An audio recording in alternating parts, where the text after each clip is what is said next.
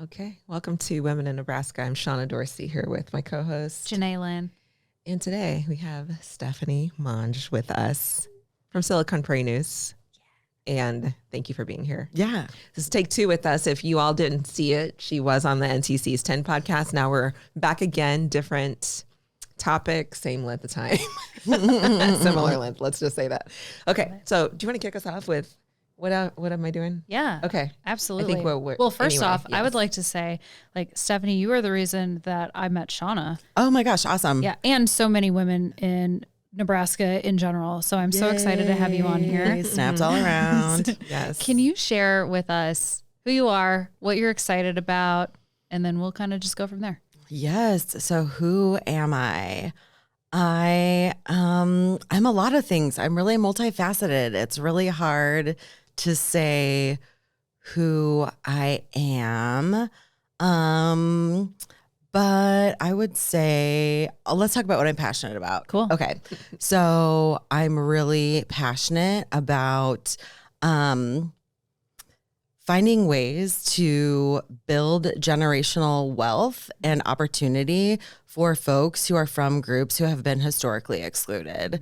This is an interesting day considering the Supreme Court just struck down affirmative action as someone who I'm sure at times has benefited from that paradigm. And as someone who feels like there's so much value in recognizing that the place that we're all starting from is so different. So when we think about equality and what that means, the reality is it falls short, and equity is actually the thing that we need to be striving for. So yeah, finding ways to make life more equitable, and I would say ethical too, are things that I really care deeply about. And so I've had a chance to kind of live those values through a lot of the community work I've done with especially women entrepreneurs, some of the work I've done through retreats with Black and brown women. Yeah, so that was unexpected, but that's what I'm feeling right now. I love it. Okay. Lots of questions, and I love it. So are you an Omaha native?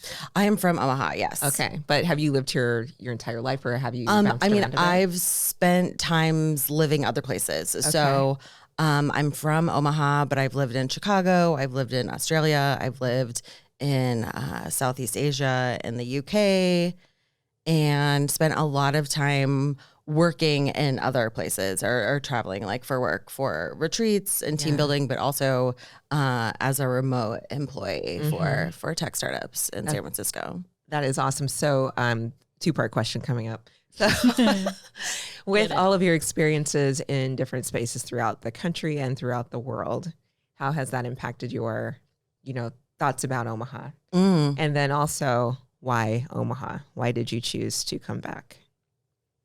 I would say Omaha chose me. I didn't necessarily intend to come back here for a long-term basis. When I came back 10 or so years ago, 11 years ago, I thought that I was moving back to London because that's where my husband and I had moved from.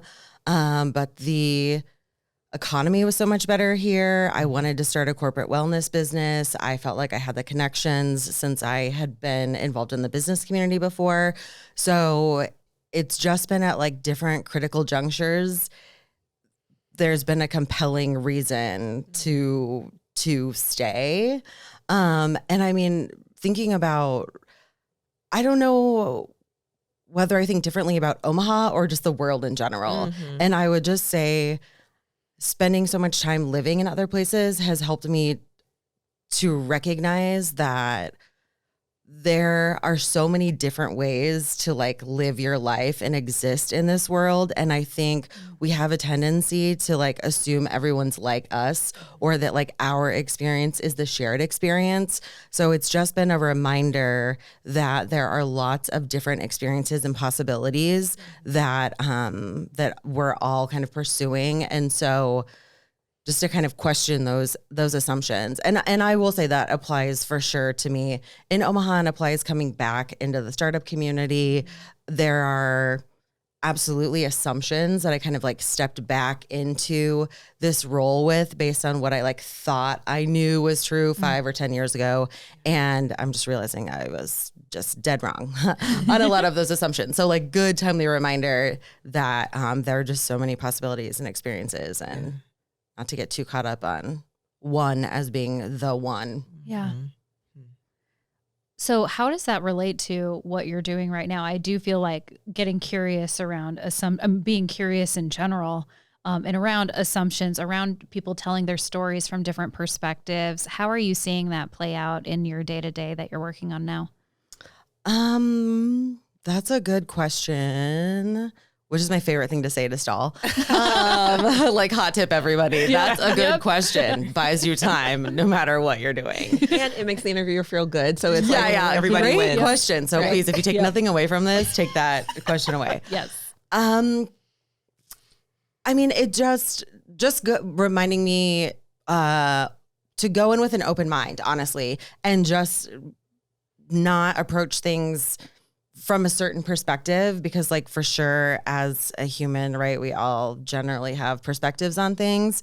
So just really staying mindful that like, that's just one possibility. I don't know if that's true or not. But like I can investigate this a little bit more. So another good question or statement that I make a lot in conversations is tell me more.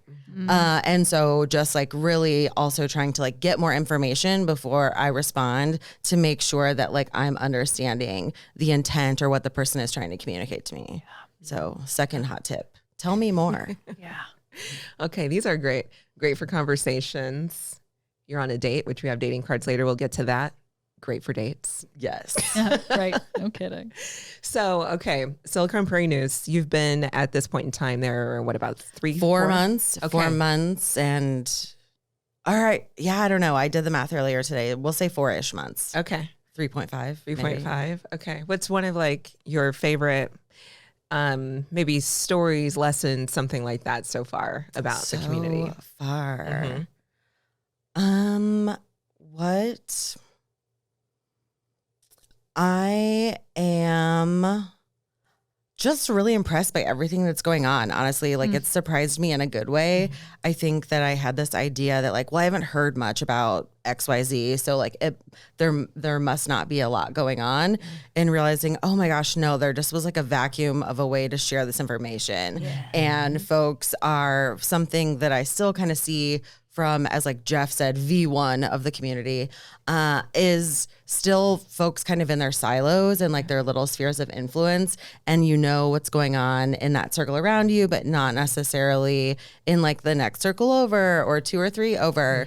And so it's been cool to just see all of that, to try to connect those dots and like help other people to feel more connected. Like the feedback that I get, love it.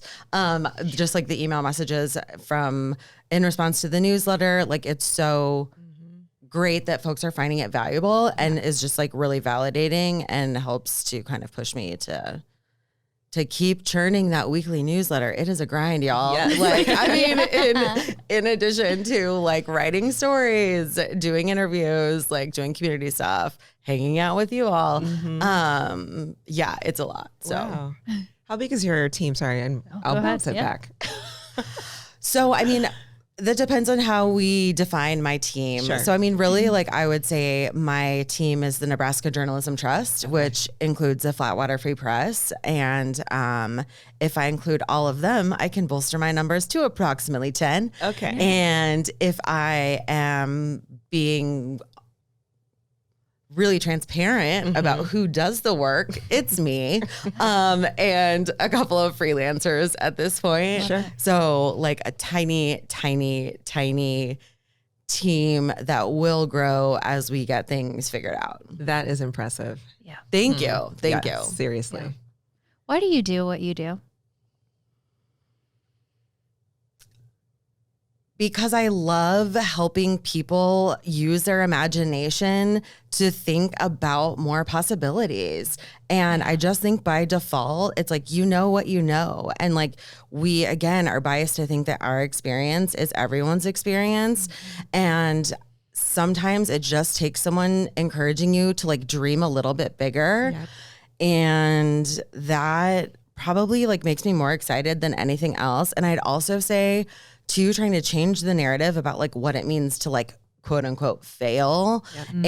And just recognizing that like if you're gonna take really big chances, everything isn't going to necessarily work out the way that you think every time, but that doesn't mean that it's a failure. Exactly. Like whether it's a business or a relationship, like, I mean, I think you can apply it to a lot of things. So also trying to help folks just like embrace more of a growth mindset and just kind of harness just a fuller, more interesting existence.